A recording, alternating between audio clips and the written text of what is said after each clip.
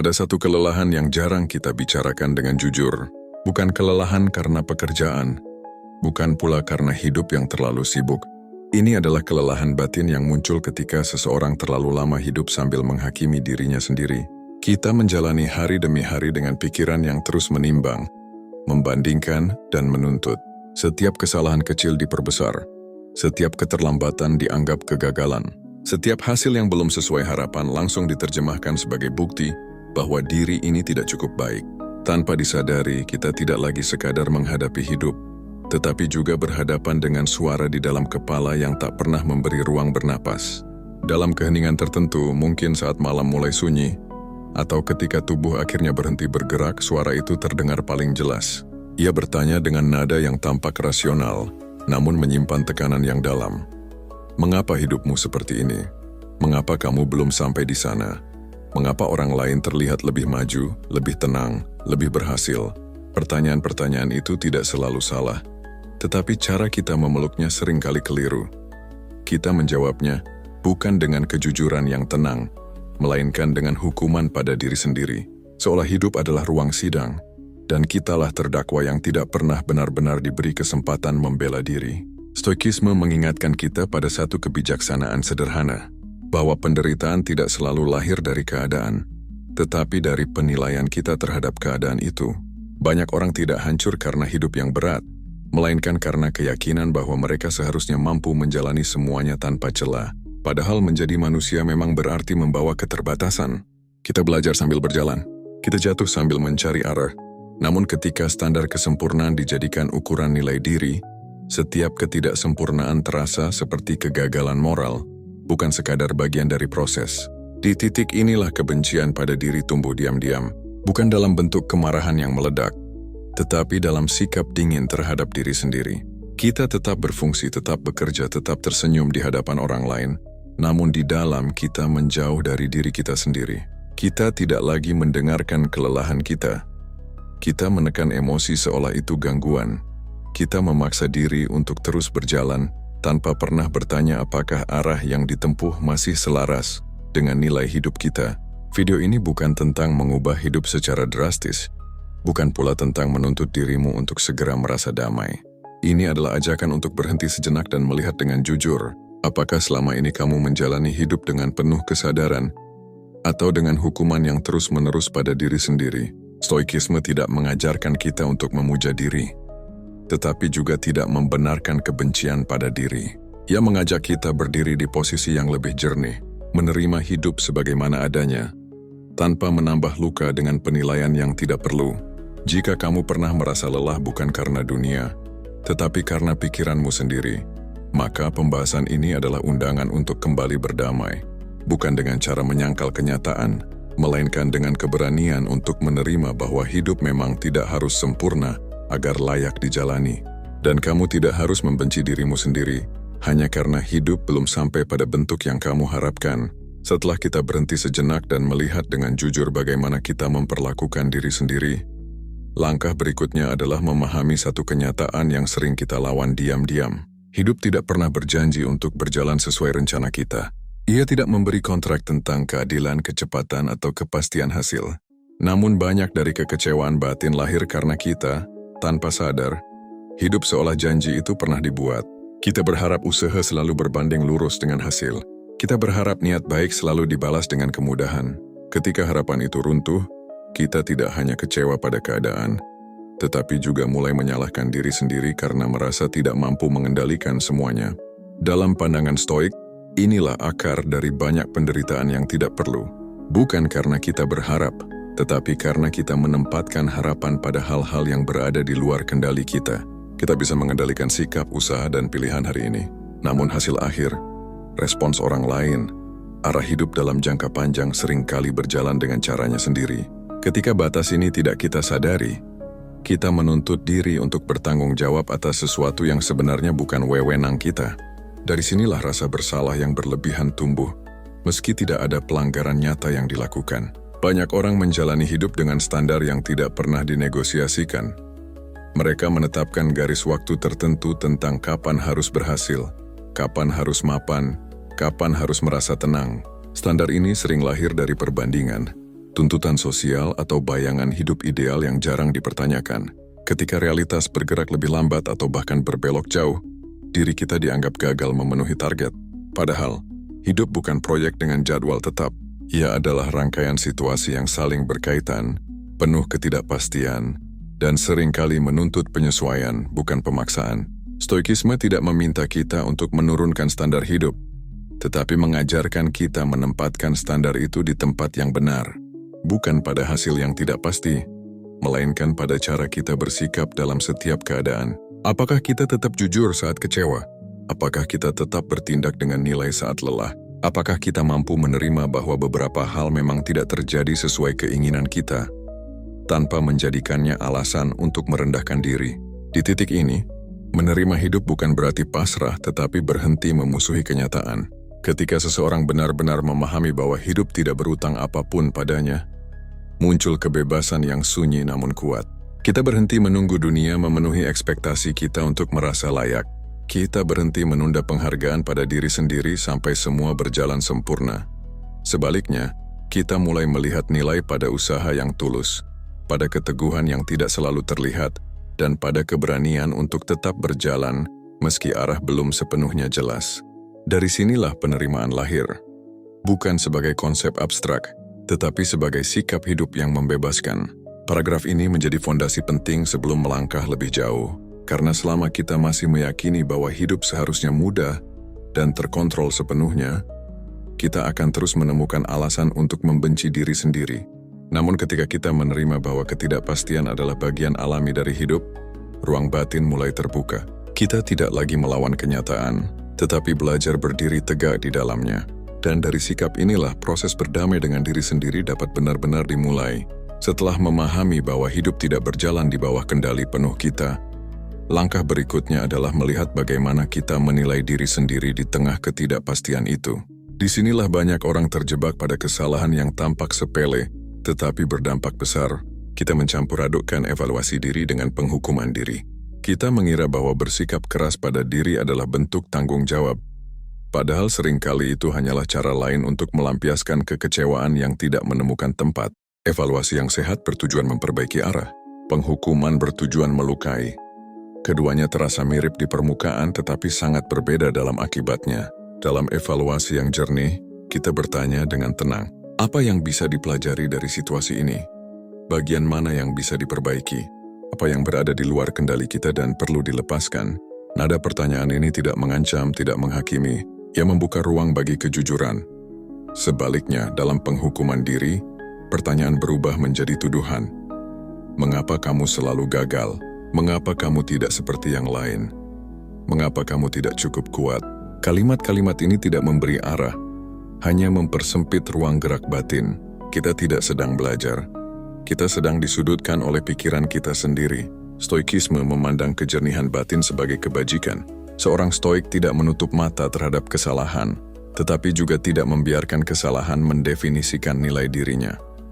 Marcus Aurelius menulis bahwa kita harus menegur diri seperti seorang guru yang bijak, bukan seperti algojo yang kejam. Teguran yang bijak bertujuan membimbing. Ia mengakui keterbatasan manusia tanpa kehilangan harapan akan perbaikan. Dalam sikap ini, kesalahan tidak menjadi identitas, melainkan bahan pembelajaran. Banyak dari kebencian pada diri sendiri tumbuh dari suara batin yang tidak pernah diperiksa. Kita menerima begitu saja setiap pikiran yang muncul seolah itu kebenaran mutlak. Padahal, pikiran hanyalah respons awal terhadap situasi, bukan putusan akhir. Stoik mengajarkan disiplin dalam menyaring pikiran. Tidak semua yang terlintas perlu dipercaya. Tidak semua penilaian layak diikuti. Dengan melatih jarak antara peristiwa dan penilaian, kita memberi diri kesempatan untuk memilih sikap yang lebih adil terhadap diri sendiri. Penghukuman diri sering menyamar sebagai motivasi.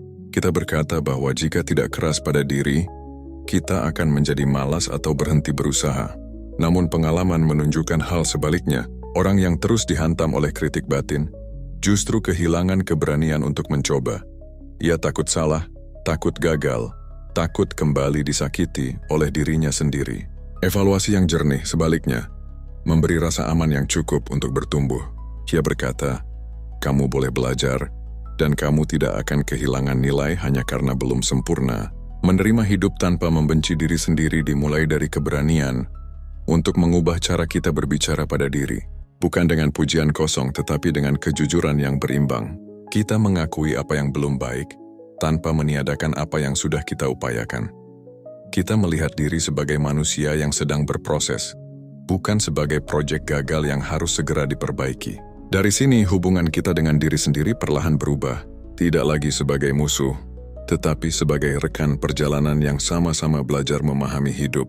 Ketika kita mulai membedakan antara evaluasi yang jernih dan penghukuman yang merusak, kita perlahan menyadari satu hal penting, bahwa banyak beban batin yang kita rasakan bukan berasal langsung dari peristiwa, melainkan dari makna yang kita berikan padanya. Dalam pandangan Stoik, peristiwa bersifat netral. Ia hanya terjadi. Yang membuatnya terasa menyakitkan atau menenangkan adalah penilaian yang muncul setelahnya.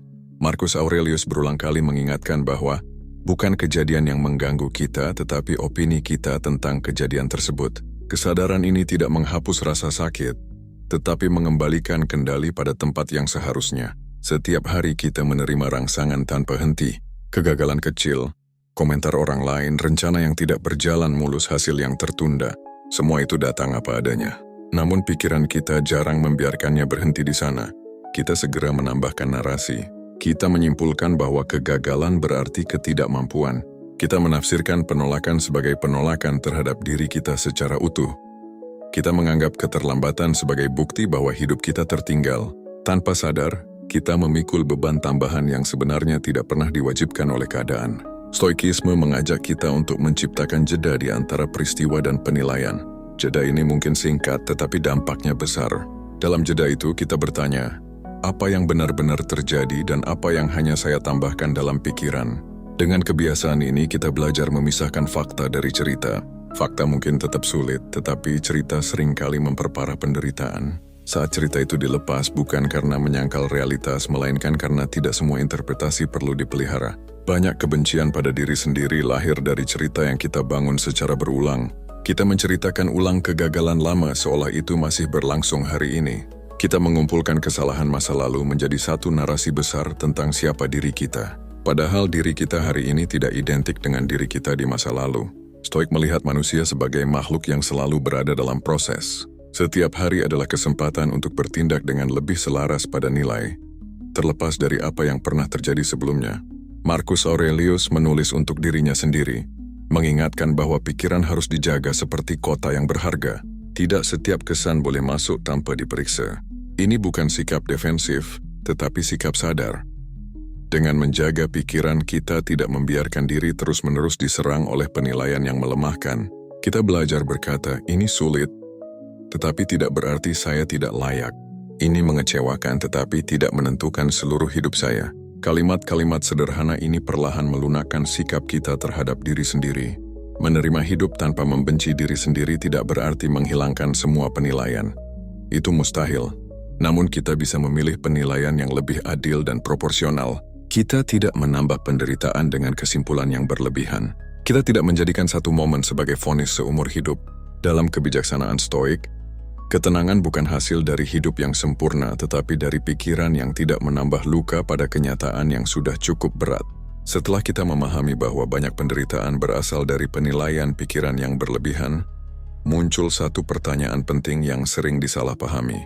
Apakah menerima hidup dan diri sendiri berarti berhenti bertumbuh? Banyak orang takut pada kata penerimaan karena mengira ia sama dengan menyerah. Seolah dengan menerima keadaan saat ini, kita mengubur semua harapan untuk menjadi lebih baik. Dalam pandangan Stoik, anggapan ini keliru. Justru penerimaan adalah titik awal dari perubahan yang sehat. Tanpa penerimaan, setiap usaha perbaikan berdiri di atas penolakan terhadap diri sendiri, dan penolakan tidak pernah melahirkan pertumbuhan yang tahan lama. Penerimaan diri bukanlah kalimat pasrah yang diucapkan saat kehabisan tenaga. Ia adalah pengakuan jujur terhadap kondisi saat ini. Inilah posisiku sekarang. Inilah kemampuanku hari ini. Inilah keterbatasan yang sedang kuhadapi. Dari pengakuan yang tenang ini, kita bisa menentukan langkah berikutnya dengan lebih bijaksana. Stoikisme tidak mendorong kita untuk berhenti bergerak, tetapi mengajarkan agar kita bergerak tanpa membenci titik awal kita. Kita tidak memaki tanah tempat kita berdiri hanya karena tujuan masih jauh. Banyak kebencian pada diri sendiri muncul ketika kita memaksa perubahan lahir dari rasa malu. Kita berkata pada diri bahwa kita harus berubah, karena diri kita sekarang tidak layak. Dorongan semacam ini mungkin menghasilkan gerak cepat, tetapi jarang menghasilkan ketenangan. Perubahan yang lahir dari penolakan akan selalu diiringi ketakutan. Takut kembali gagal, takut kembali tidak cukup. Sebaliknya, perubahan yang lahir dari penerimaan memiliki kualitas yang lebih stabil. Ia tidak tergesa. Ia sadar bahwa proses membutuhkan waktu. Ia menghormati batas tanpa menjadikannya alasan untuk berhenti. Dalam ajaran Stoik, seseorang bertumbuh bukan dengan melawan kenyataan, tetapi dengan bekerja sama dengannya. Kita memperbaiki apa yang berada dalam kendali kita, sambil menerima apa yang tidak. Sikap ini menciptakan hubungan yang lebih sehat dengan diri sendiri. Kita tidak lagi hidup dalam konflik batin yang terus-menerus. Energi yang sebelumnya habis untuk mengutuk diri perlahan kembali menjadi tenaga untuk bertindak dengan lebih tepat. Dari sini, hidup terasa lebih ringan, bukan karena bebannya berkurang, tetapi karena kita berhenti menambah beban dengan kebencian yang tidak perlu. Penerimaan juga memberi kita keberanian untuk jujur pada kelelahan. Kita tidak lagi memaksa diri untuk selalu kuat. Kita mengizinkan diri untuk mengakui bahwa ada hari-hari yang berat. Dalam Stoikisme, mengakui keterbatasan bukan tanda kelemahan moral. Itu tanda kejernihan. Orang yang mengenal batasnya lebih mampu menjaga arah hidupnya daripada mereka yang terus berpura-pura mampu menanggung segalanya. Dari kejernihan inilah pertumbuhan yang dewasa muncul. Menerima hidup tanpa membenci diri sendiri, berarti kita berhenti memulai perubahan dari kemarahan pada diri. Kita memulainya dari pengertian. Dari sikap yang berkata, aku ingin bertumbuh karena aku menghargai hidup ini, bukan karena aku membencinya. Perbedaan niat ini mungkin terasa halus, tetapi dampaknya besar. Ia menentukan apakah perjalanan batin kita akan dipenuhi konflik, atau dipandu oleh kebijaksanaan yang tenang. Setelah kita mulai menerima diri sebagai fondasi pertumbuhan, tantangan berikutnya sering datang dari luar diri, namun bekerja kuat di dalam pikiran. Perbandingan hidup. Kita hidup di zaman di mana kehidupan orang lain terlihat jelas, rapi, dan terus bergerak maju. Tanpa sadar, kita menjadikan potongan-potongan itu sebagai cermin untuk menilai hidup sendiri. Ketika hasil perbandingan itu tidak menguntungkan kita, rasa tidak cukup mulai tumbuh. Kita merasa tertinggal, seolah ada garis start yang sama untuk semua orang, dan kita adalah satu-satunya yang berjalan lebih lambat. Dalam pandangan Stoik, perbandingan semacam ini adalah sumber kegelisahan yang besar. Bukan karena kita melihat kehidupan orang lain, tetapi karena kita menyimpulkan bahwa nilai diri kita bergantung pada posisi relatif terhadap mereka. Padahal hidup tidak pernah dirancang sebagai perlombaan dengan lintasan yang sama. Setiap orang memulai dari titik yang berbeda, membawa kondisi yang berbeda, dan berjalan dengan beban yang berbeda pula. Membandingkan hasil tanpa memahami konteks hanya akan melahirkan penilaian yang tidak adil terhadap diri sendiri. Perasaan tertinggal seringkali bukan tentang waktu, tetapi tentang ekspektasi.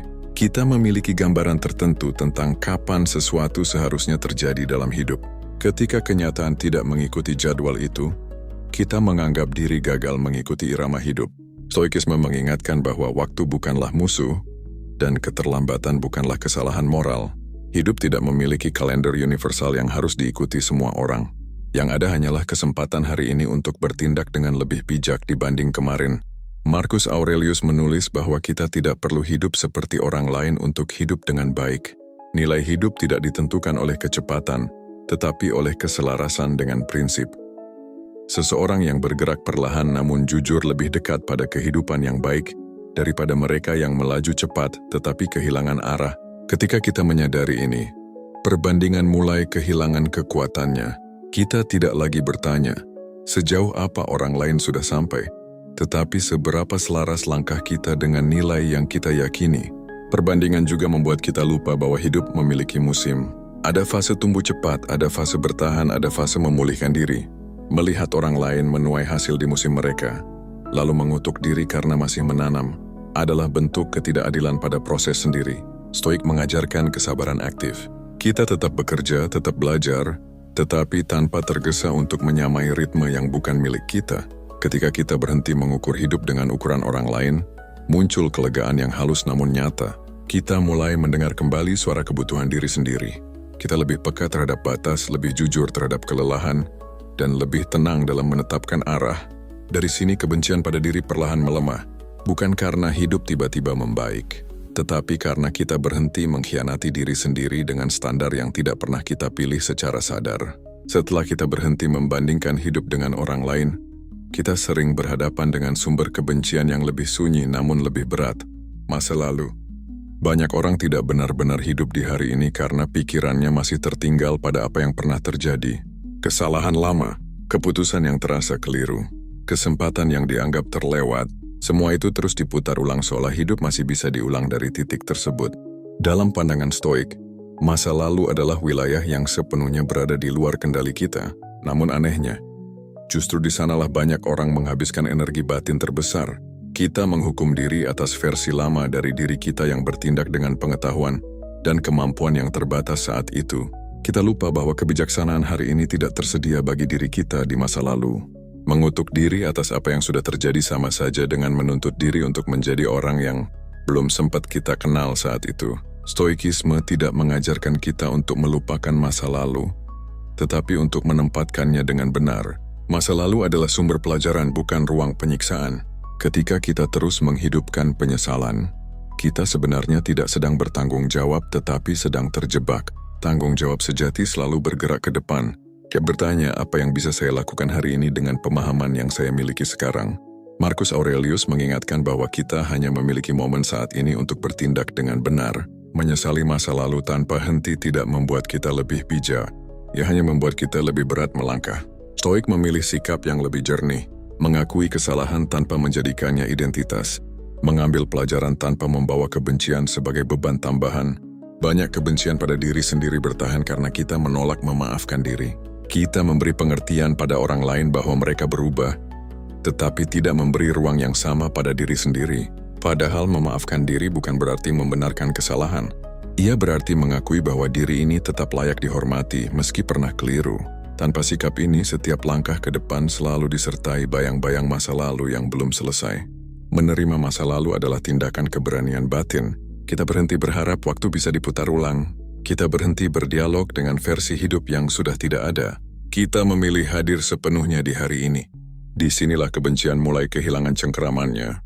Bukan karena masa lalu berubah, tetapi karena hubungan kita dengannya menjadi lebih sehat.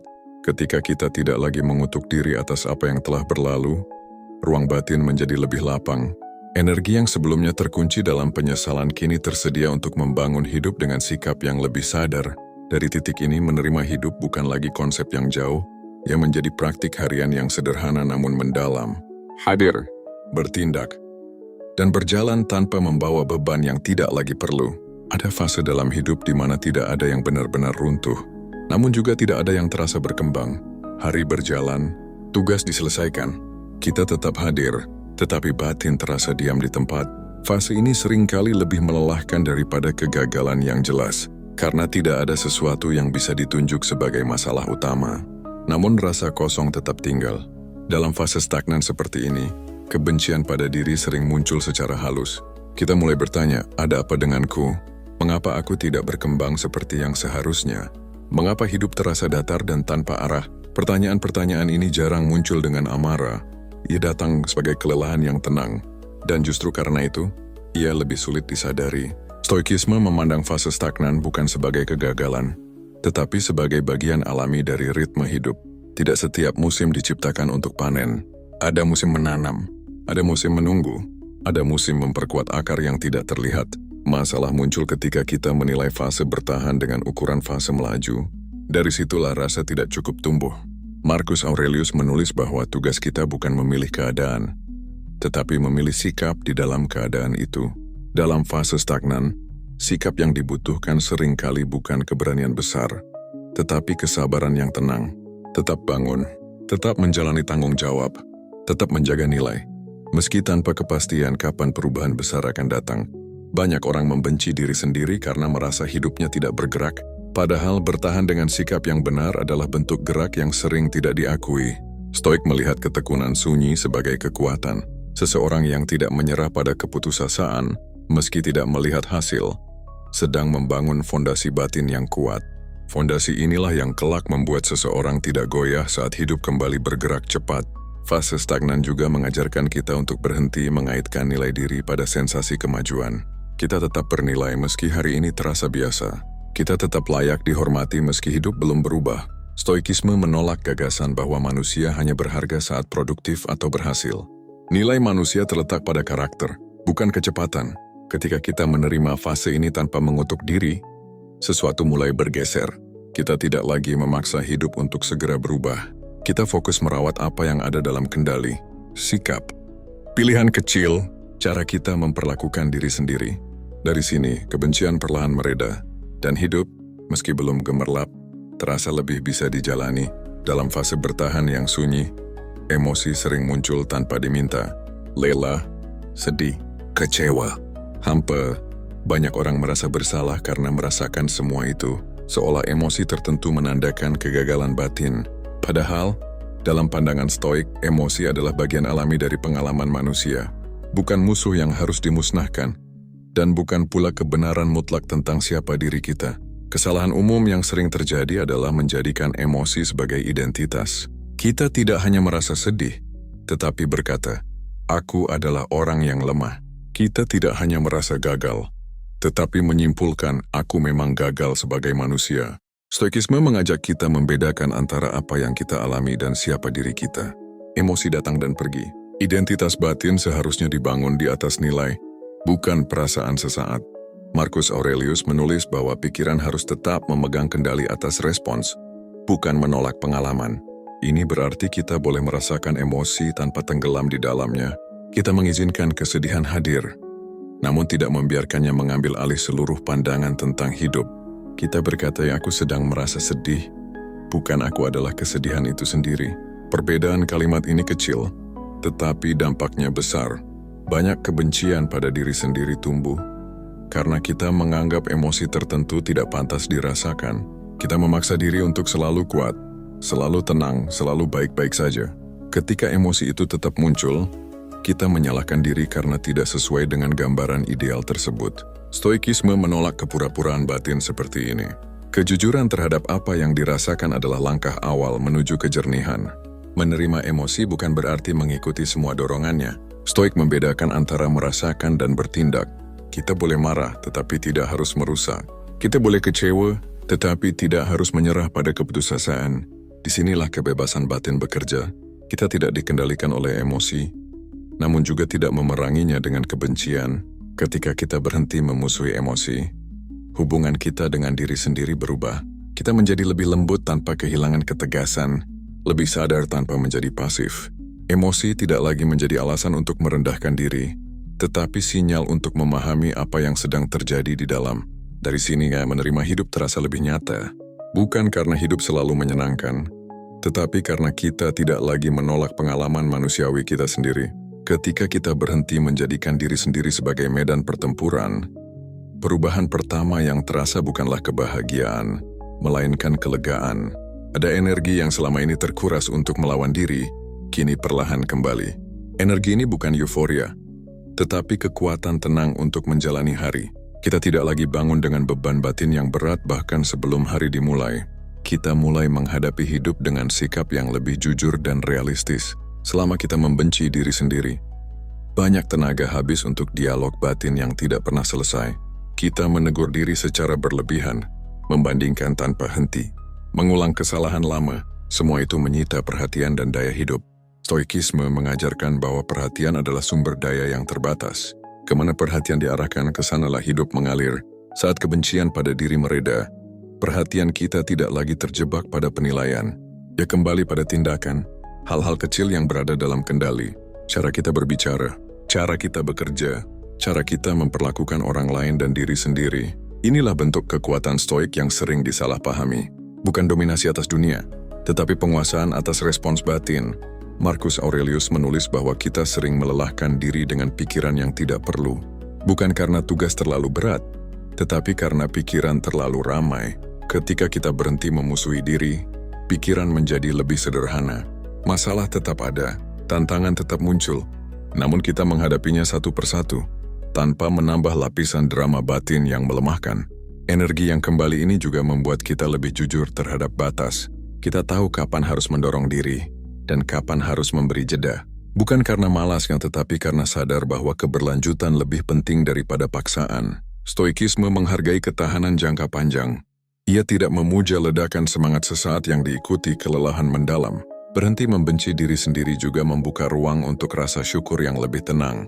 Bukan syukur yang dipaksakan, tetapi pengakuan sederhana bahwa hari ini masih bisa dijalani, bahwa kita masih memiliki pilihan meski terbatas, bahwa kita masih bisa bertindak selaras dengan nilai, meski hasil belum tentu memuaskan. Sikap ini memberi ketenangan yang tidak bergantung pada keadaan luar.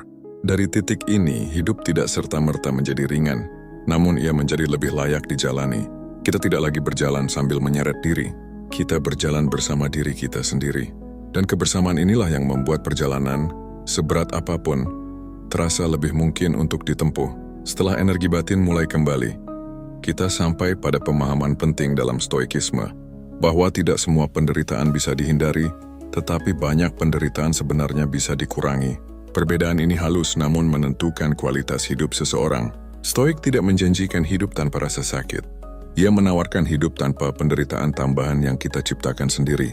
Banyak beban batin berasal dari keinginan untuk mengendalikan hal-hal yang memang tidak berada dalam kuasa kita. Penilaian orang lain, hasil akhir usaha, arah hidup dalam jangka panjang. Ketika kita menggenggam semua itu terlalu erat, kekecewaan menjadi tak terhindarkan. Lalu kita menyalahkan diri karena tidak mampu mengendalikan yang sebenarnya tidak pernah bisa dikendalikan. Stoikisme mengajarkan pemisahan yang tegas namun membebaskan. Ada hal yang berada dalam kendali kita, ada hal yang tidak. Kebijaksanaan hidup terletak pada kemampuan membedakan keduanya. Saat kita gagal melakukan pemisahan ini, kita menambah penderitaan di atas penderitaan.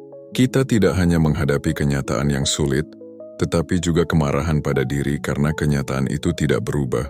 Mengurangi penderitaan bukan berarti menurunkan standar hidup.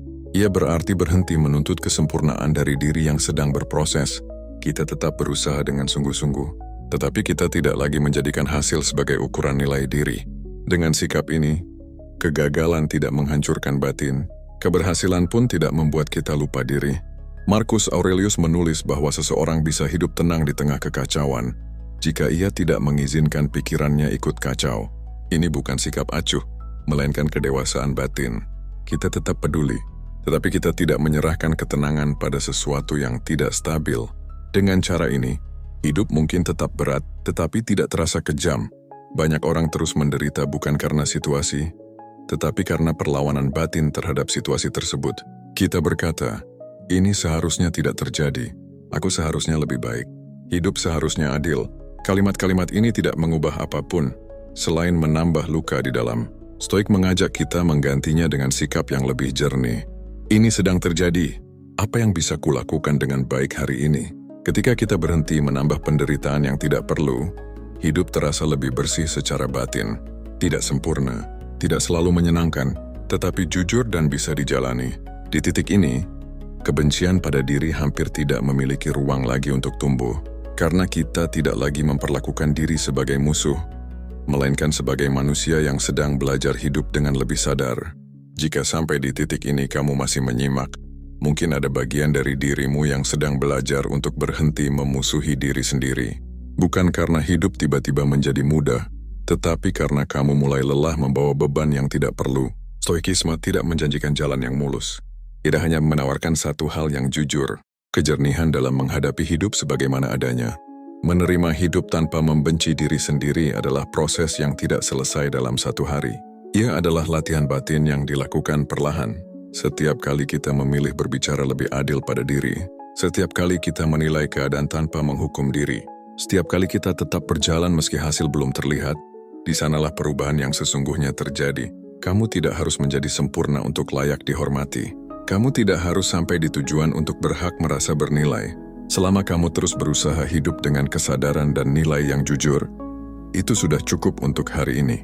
Stoik mengajarkan kita untuk menilai hidup dari kualitas sikap, bukan dari gemerlap hasil. Jika narasi ini menemani pikiranmu hari ini, anggaplah ia sebagai pengingat yang tenang, bahwa hidup tidak perlu dilalui dengan kebencian pada diri, bahwa kamu boleh bertumbuh tanpa harus melukai diri sendiri, dan bahwa berjalan perlahan dengan arah yang benar jauh lebih bermakna daripada berlari sambil kehilangan diri. Jika kamu merasa pembahasan seperti ini membantumu menjaga kejernihan di tengah hidup yang berat, dukung channel ini dengan cara yang sederhana. Tekan tombol subscribe agar kita bisa terus belajar bersama.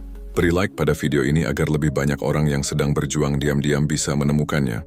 Dan jika kamu ingin, tuliskan di kolom komentar satu hal yang sedang kamu pelajari tentang menerima hidup hari ini. Tidak perlu panjang. Kejujuran kecil seringkali sudah cukup. Dengan begitu, channel ini tidak hanya menjadi tempat menonton, tetapi ruang bertumbuh bersama. Ruang untuk berbagi kelelahan tanpa dihakimi. Ruang untuk belajar hidup dengan lebih tenang dan sadar. Terima kasih sudah berjalan sejauh ini. Jaga dirimu. Dan sampai bertemu di refleksi berikutnya.